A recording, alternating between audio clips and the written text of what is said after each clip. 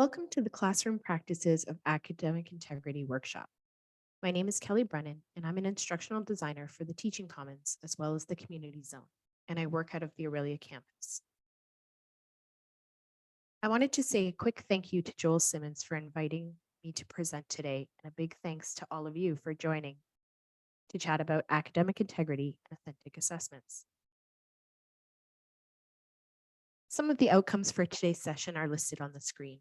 By the end of this session, participants should be able to discuss reasons for breaching academic integrity, identify teaching and learning strategies for preventing violations of academic integrity, consider how authentic assessments can be implemented to reduce breaches of academic integrity, and appraise various authentic assessment types that may be used in your teaching and learning context.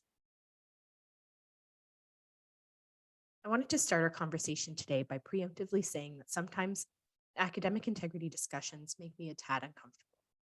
That doesn't mean I don't have them. Rather, it's just an observation that sometimes they can result in finger pointing, blame, and frustration. Academic integrity is embedded in the fibers of an academic institution. We have codes of conduct and robust policies and supports in place to support faculty and students with matters related to academic misconduct. So, with that in mind, I hope to approach this discussion and matters of academic misconduct as opportunities to discuss relationship building as a means to establish respect, honesty, and trust in the classroom, and as a means to shift from a culture of mistrust to the creation of a culture or an academic environment where members of the community are committed to and held accountable for upholding shared values of academic integrity and professionalism. I wanted to start today by looking at results of a study conducted by Julia Christensen Hughes and Donald McCabe, where they surveyed students at 11 Canadian higher education institutions. This is a study that was done in 2006, so it is dated, but it's the only Canadian stats I could find. So within the study, 14,913 undergraduate students, 1,318 graduate students participated. I'm sure today, if we were to do this study, the numbers would have shifted, especially since the pandemic, but they're a starting point for consideration. So the data listed here is the percentage of students who've indicated that they engaged in specific academic misconduct behavior at least once. Of the 25 behaviors that were surveyed, I've listed the top 6 in the center box, and the corresponding data reads from top left down to top right down. So that first behavior, students who shared an assignment with another student so they had an example to work from. 66% of the undergrads identified that they have engaged in that behavior, and 52% of the graduate students indicated that they'd also be engaged in that behavior. Of note, the survey also revealed that 80% of undergraduates surveyed and 73% of graduates surveyed rated this behavior as not cheating or trivial cheating. The second statistic has to do with the behavior of working on assignment with others when the instructor asked for individual work. So 45% of undergraduate students and 29% of graduate students indicated that they had engaged in that behavior at least once. And alongside that, 79% of undergrads and 63% of grads rated this behavior as not cheating or trivial cheating. That third behavior, getting questions and answers from someone who has taken the test, 38% of undergrads, 16% of graduates indicated they engaged in that behavior, whereas 50% of undergrads and 30% of grads rated this behavior as not cheating or trivial cheating. The fourth behavior, copying a few sentences of material from written source without referencing.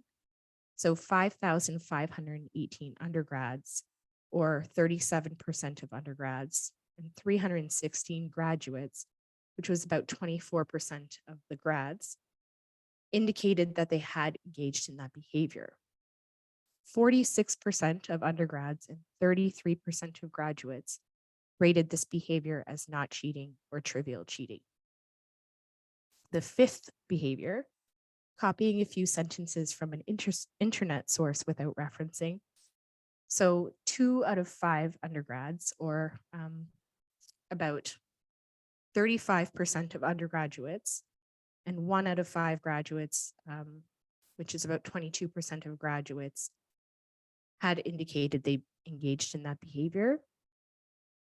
And then corresponding to that, 48% of undergraduates and 36% of graduates considered this behavior as not cheating or trivial cheating.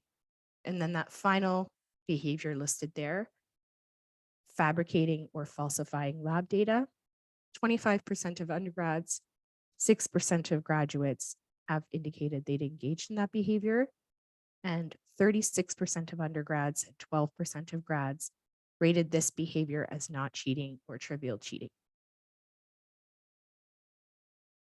So while the data is dated, what can we gather from that?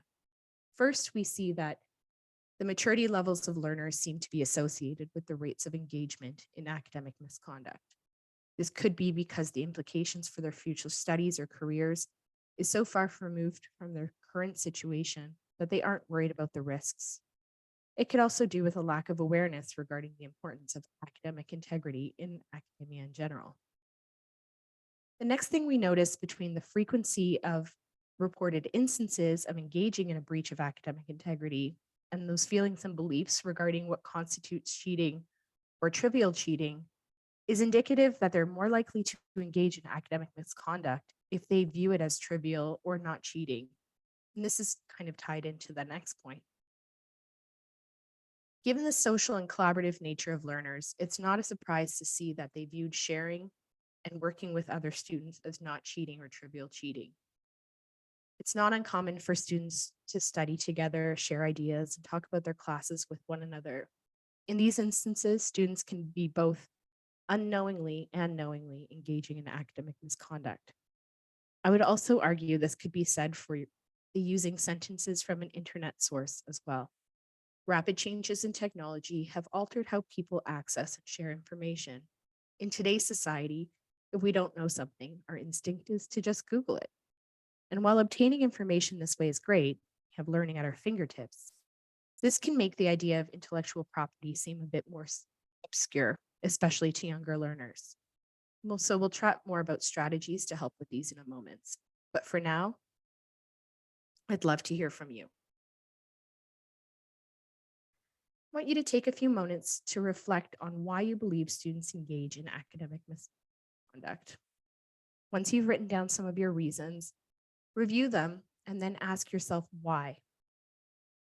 In many cases, academic misconduct occurs unknowingly and knowingly. The reason we ask ourselves why a second time is because usually the reasons for students to knowingly engage in academic misconduct is more complex than what we first consider.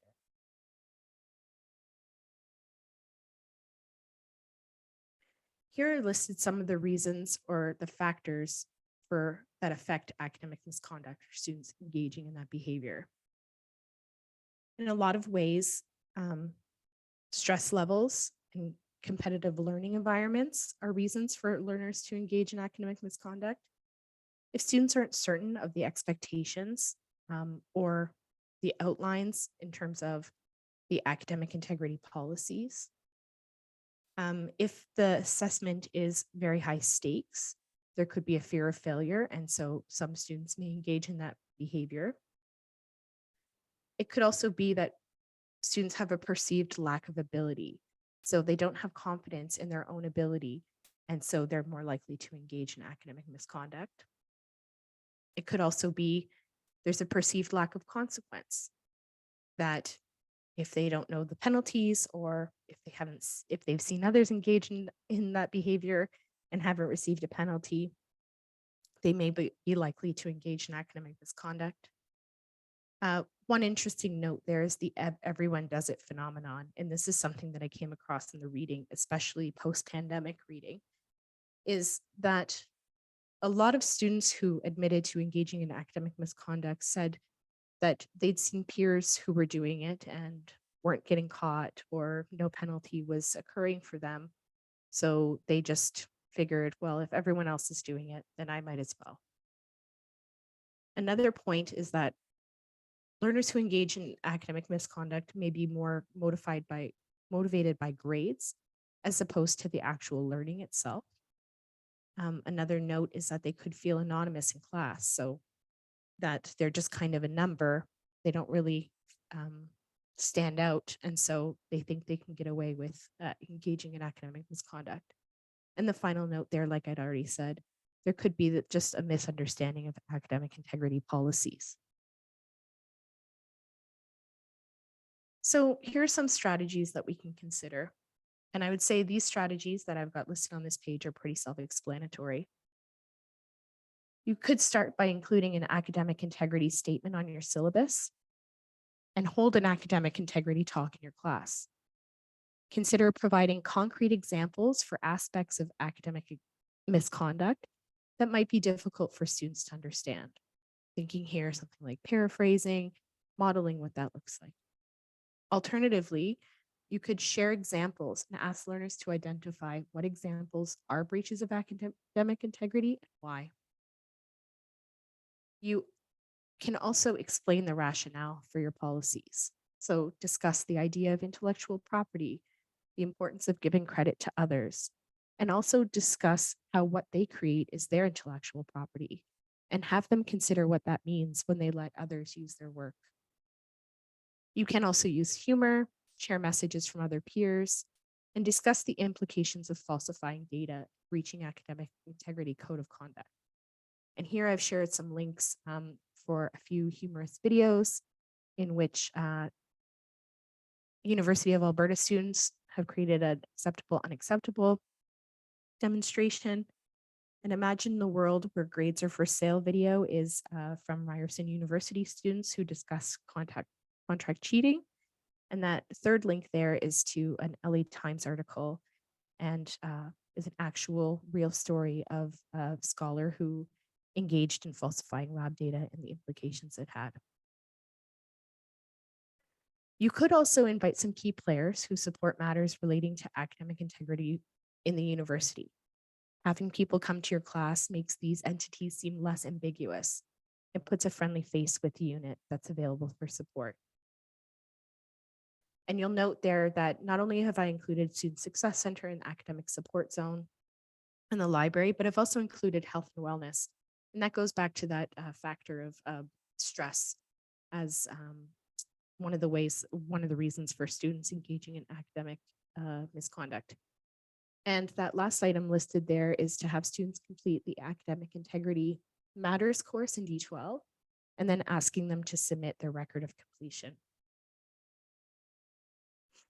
Some more strategies here that you may want to consider that can help students feel less stress and reduce their perceptions on their lack of ability is to provide frequent lower stake assessments that let them demonstrate their knowledge early on and build on it throughout the course. This is also an opportunity for them to receive constructive feedback on their strengths, as well as concrete suggestions for improvement. They'll facilitate learning and build student confidence for higher stake assessments later on in the course, thus reducing the likelihood of cheating. Providing smaller assignments is also a good way for you to obtain a general idea of how a student writes and works, so that when it comes to any major assignment, you have a point of reference or samples of their work if any of the content seems questionable in the future. Another option is to consider using a grading rubric. A grading rubric is another means to provide explicit descriptions of the quality of performance required to achieve a given grade. And it is the type of tool that can be used to help students identify what they need to do to achieve a desired grade. I've included a number of examples here of how you might use rubrics and self-assessment, or simply self-reflection and checklists that students can use prior to submitting their assignments.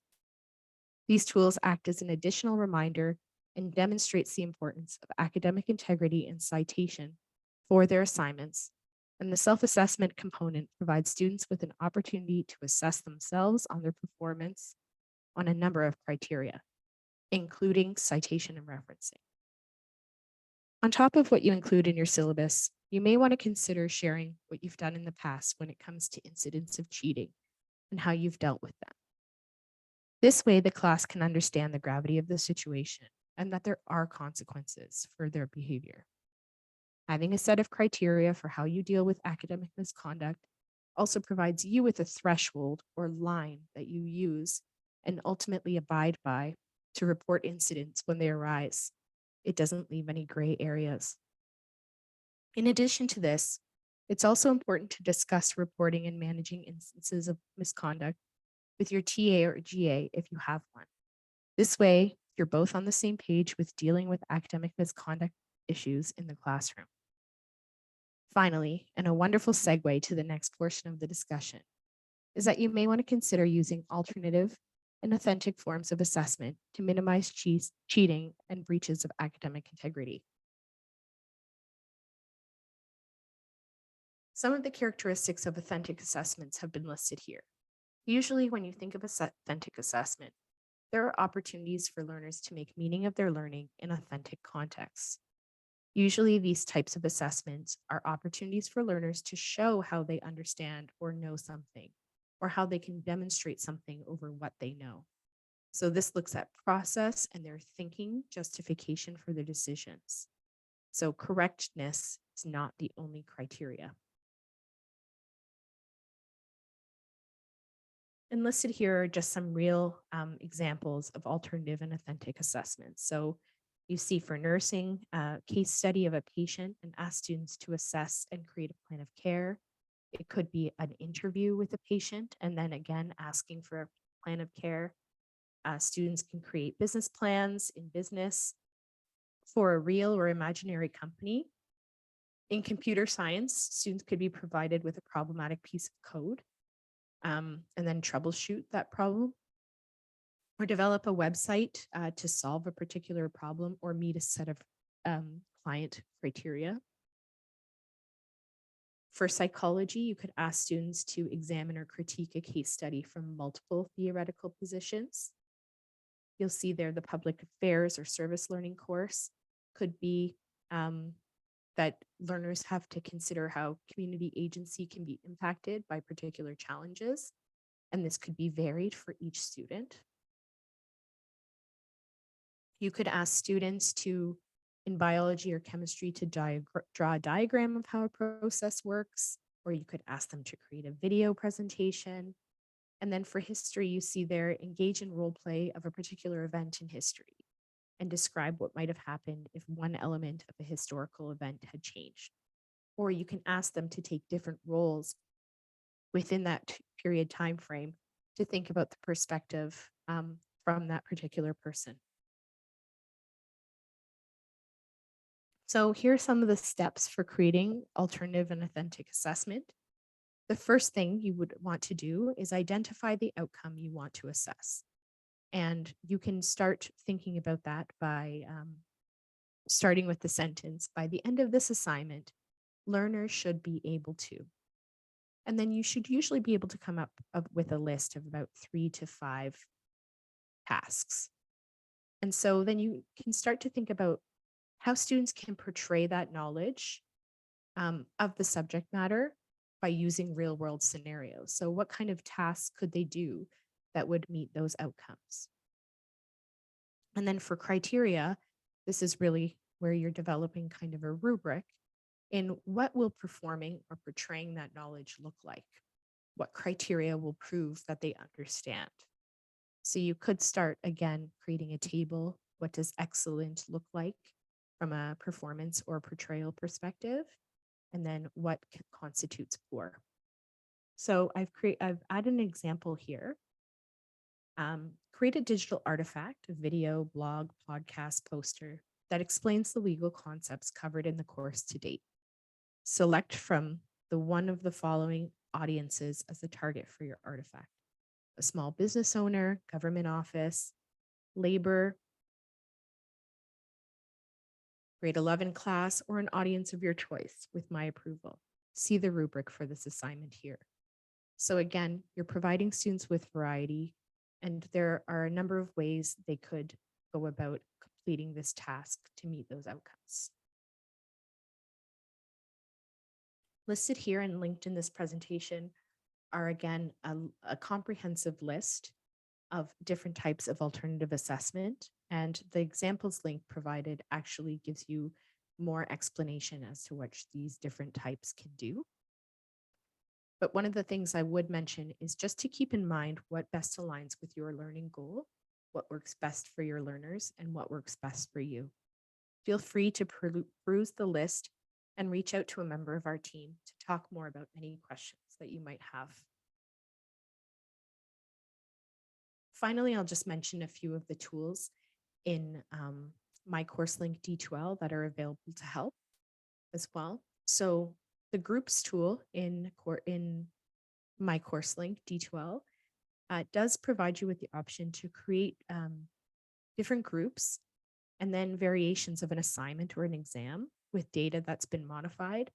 And then you can randomly assign these to those different groups. So collusion is minimized because the data is different within each group. Another option that you have is if you have a textbook, they may have a question bank. And with those question banks, when you add them to the quiz tool in D2L, it does allow you to create pools and randomize and sort questions. So there's not to say that if students sat down to do an exam beside each other, they'd have the same set of questions in their exam. The third option that you might want to consider, one that I'm really keen on, is to consider student-generated questions. So it could be that throughout the semester, you're asking students to provide questions. It could be multiple choice, matching, short answer, long answer, that they think would be good questions on an exam. And during those activities, you could ask them to justify why they believe the questions they've submitted would be good questions. And so ultimately what you've done is you've created a student-generated question bank to use in any type of those midterm or final assessments. And you've also had your students throughout the semester think about why those questions. So justifying their answers actually provides you with that reasoning that usually comes behind authentic assessments.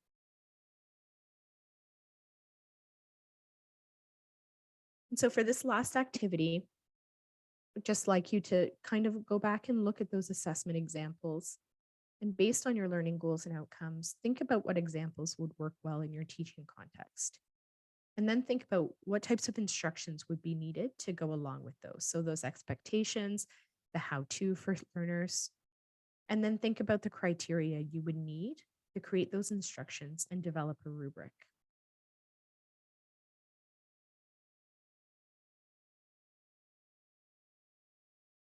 As I'd mentioned, a member of our team is always here to support you in any way you need.